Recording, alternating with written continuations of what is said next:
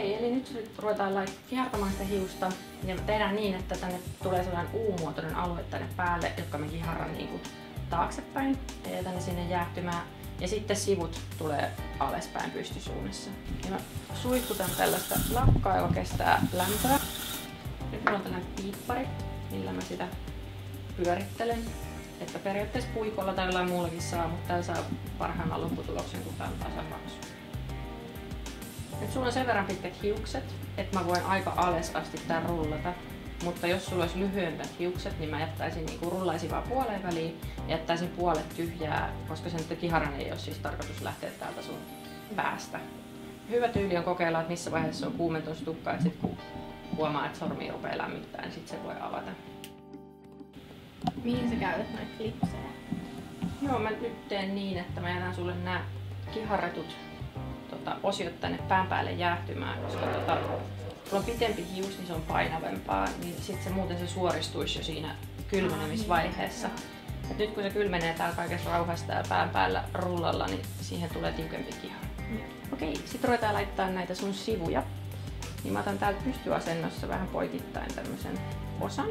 Ja näissä on kans, kuten monissa muissakin kiharoissa, se, että se kiharataan sit poispäin kasvoilta. Eli mä taivutan sen niinku taaksepäin. Silloin se ei valaha naamalle se hius. Joo, nyt on kohta kaikki rullattu. Niin sit annettaisiin niiden jäähtyä ihan reilusti. Silleen, että ne ihan kaikessa rauhassa jäähytellä siellä, niin se kihara muodostuu paremmaksi. Okei, nyt ollaan odotettu, että nämä on jäähtynyt nämä meidän kiharat. Ja sitten availlaan nämä. Joo, eli nyt harjataan sitten tää tukka läpi, kun noi on otettu noi klipsit pois. Ja ihan hyvä, jos tässä harjassa on jotain luonnon materiaalia mukana, niin sit se ei tee niin sähköiseksi sitä tukkaa kuin jos se olisi ihan muovinen harja. Tupeerataan koko hiukset läpi. Otetaan tällainen kohtuullisen kapea osio. Sitten pidetään täältä latvasta kiinni. Ja sitten lähdetään viemään sitä hiusta alas. Tää ei ole mikään tällainen eestakainen liike, mitkä monet sohaa ees sun taas, vaan sitä vetää ylhäältä alaspäin niin, että sinne tulee tällainen tiukka tupeeraus.